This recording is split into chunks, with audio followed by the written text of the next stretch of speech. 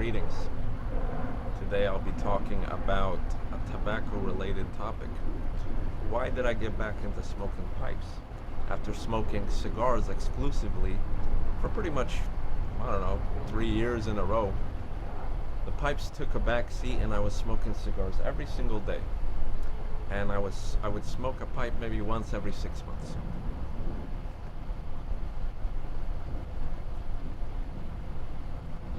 So why did I get back into pipes?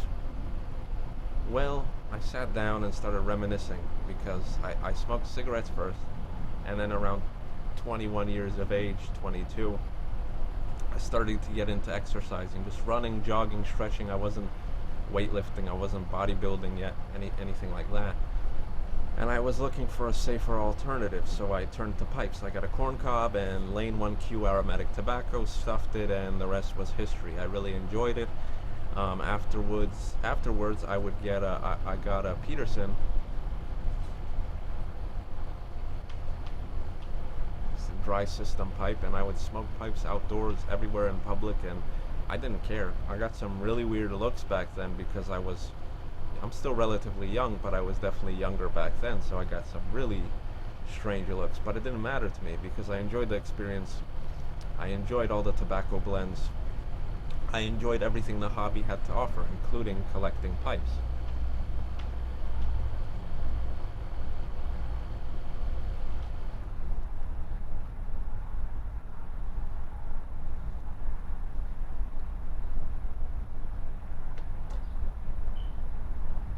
That's part of pipe smoking as well. Tamping, relighting, so forth and so on. Some people may find it annoying, especially cigar smokers that exclusively smoke cigars. The whole relighting and the tamping thing is just too much to fiddle with. They just want to clip a cigar, fire it up, and just relax, you know. But here's the thing with pipes. You could light up a pipe, you know, and you could stop smoking it whenever you want. You could smoke for 10 minutes, you could smoke for an hour, you could smoke for whatever. And you could always put the pipe down, put it aside, it'll extinguish itself. You could stuff it in your pocket, whatever. And you could come back to it 24 hours later and it tastes just as great. Whereas with cigars, you know, in the city, I'll give you an example. In the city, there's lots of restaurants where you can't smoke it. It's stupid.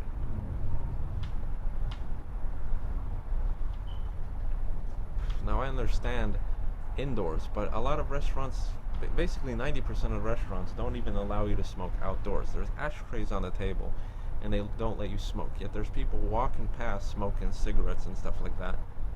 It's just so stupid. I don't understand it. But, you know, you got a $5 cigar. You're 1/3 in. You start getting hungry. You know, you're with friends or whatever. They're like, oh, let's get some food. You know, what are you going to do? I don't toss the cigar. No way. I just paid $5 for it. I'm going to extinguish it, light it back again after I eat. But the thing is, it's going to taste a lot different. It's gonna taste terrible. You're gonna ruin the whole cigar. It's not even worth it. You paid $5 and you just ruined the whole experience.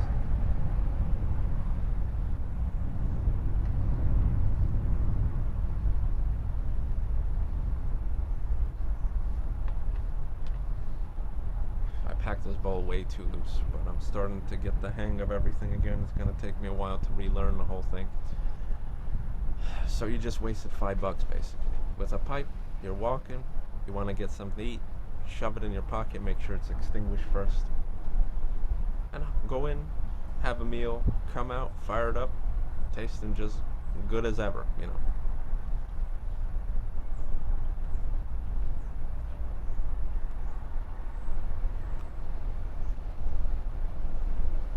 I really screwed up the packing on this bowl terribly, terribly. That's one of the things. Another thing is, money-wise, you could smoke dollar sticks, but most of the time they're horrendous, people. That's something you just smoke when you're mowing the lawn, whatever. If you really want to sit down and relax and enjoy a cigar and have a good time, you're going to have to pay $5 and up. So $5 a day, or $10 a day if you smoke twice a day, that all adds up. That all adds up. And not recently, it's been a long-term hobby of mine, but I got this wristwatch addiction.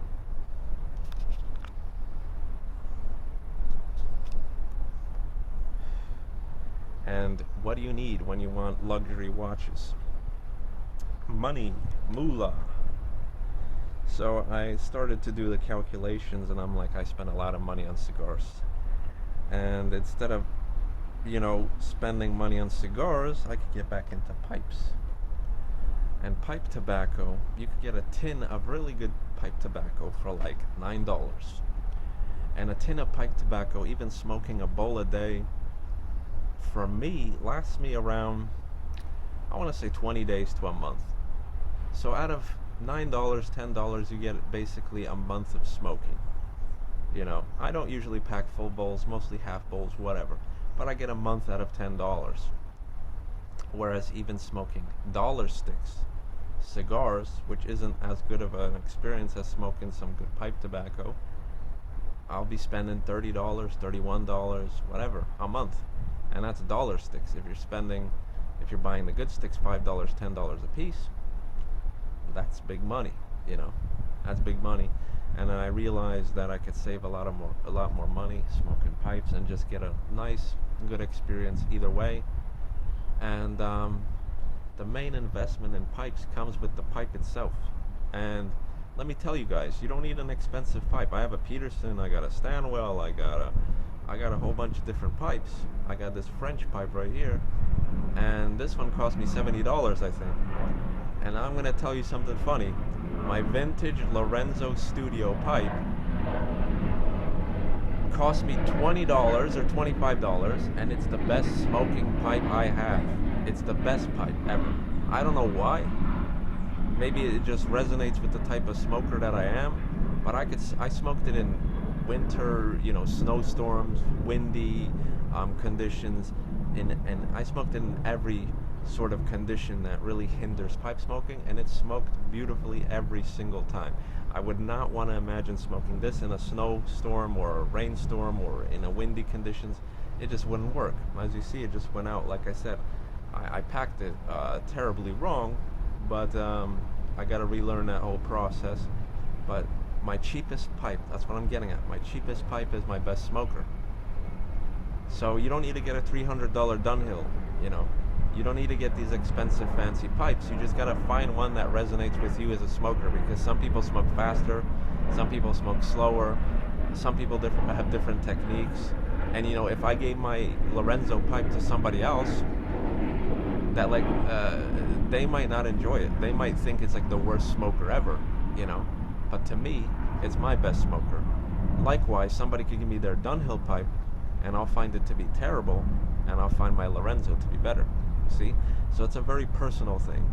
And how do you figure that out? You gotta try a bunch of different pipes. You're not gonna find it just by sitting down and looking at pictures of pipes. You gotta legitimately smoke basically a lot of pipes to just kind of get an idea of which one gives you the best experience and which one you enjoy the most. So the investment is in the pipe, but here's the thing: you pay $60 and you have it for a lifetime. You load it with tobacco, you have it for a lifetime. With a cigar, you pay $25 for a cigar, you smoke it, you keep the band, and it's gone. It vanishes into thin air. It's not there anymore. You have the memory in your head, you have the recollection of the entire experience, but you don't have anything tangible to hold on to. Nothing to really, there's nothing left over from the experience, With the pipe, you have a great bowl, right? That pipe is with you all the time. And every time you look at it, every time you come back to it, you clean it, you touch it, whatever, you're reminded of why you enjoyed that smoke and the great times it gave you. It's a persisting memory, You might be on a cruise ship, you might be on a boat, whatever, you're smoking on a pipe, whatever, and you take that pipe everywhere with you on your adventure. It comes along with you. It's a steady companion. Whereas cigars are just, you smoke a nice cigar on a boat, toss it in the water, it's done with it. You have nothing left over, So it's a very tactile, and it's also a luxurious type of thing, It really resonates with my inner collector. I like collecting wristwatches. I like collecting gold, silver bars. I like collecting luxurious things. I like nice craftsmanship. I like handmade stuff, and I like tangible objects that I could touch, that I could feel, that I could smell, so forth and so on. So it really resonates with me in that way. You could collect pipe tobacco as well. The tins, the tools. There's so much that goes into it, people. There's so much that goes into it. And pipe tobacco gives you a unique experience every single time. There's so many blends out there. When it comes to cigars, I'm going to tell you guys the truth. Most of them, even, $5 sticks or $25 sticks or $40 sticks, they have different flavor complexities, yes, but in general, you're going to get those similar flavors every time. You're smoking a $40 stick, you might get chocolate, dark chocolate, whatever. You might get some pepper spice here and there, and it'll probably taste more rich and full in the $45 cigar as opposed to the $5 cigar. But in the end, you're getting kind of the same flavors.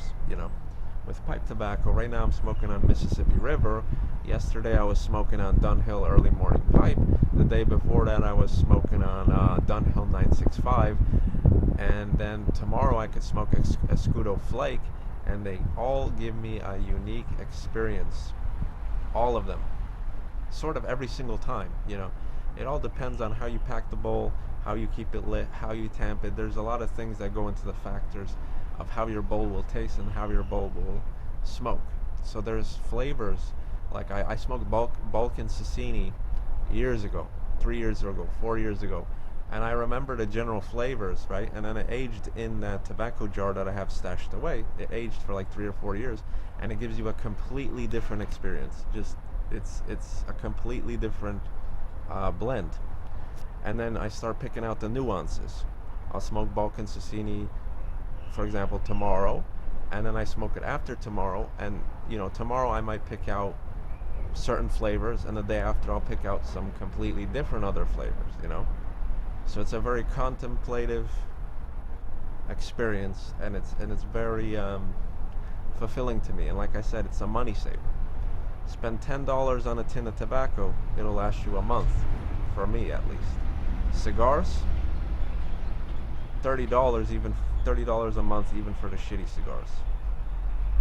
You're looking at like over $150 or $200 a month if I want to smoke decent cigars. That's a lot of money. That adds up. Over a year, you could get a nice luxury wristwatch. You could get a nice vacation to wherever you want to go, you see. So that's about it, people. Sorry about the rambling. Hope you enjoyed my little talk here. If you're a younger person and you're afraid that people are going to judge you as a hipster or a poser or whatever, don't bother. Don't bother. Who cares? People will give you looks. People will talk, behind your back or even to your face, But at the end of the day, that's their problem. Like I always say, that's their problem. They are not you. They're just judging you by something you do. But at the end of the day, I'm not a hipster. I may have hobbies, like collecting vintage watches, listening to records, all this stuff, but it's just part of who I am. It's not like a phase. It's not like a trend of like a hipster, does it to be trendy, to be cool, and does it for a while. I've been doing this my whole life, basically. I've been shaving with a safety razor, with a double-edged safety razor for like what, 2 years now, 3 years now, 4 years now, whatever. Hipsters don't do that. Hipsters do it for like a year, they get bored of it, and they give up. To me, it's a lifestyle. Pop on some Frank Sinatra records, puff on a frickin' pipe, and it's just that. It's yearning for older times for me. I never lived in older times, people, but I have a yearning for them. And these modern times just simply don't make me happy. They don't make me excited. Everything is boring nowadays. It's just weird. I feel massive comfort with old school things. I feel massive comfort when I put on a nice record. I feel massive comfort when I shave with a safety razor as opposed to a regular Gillette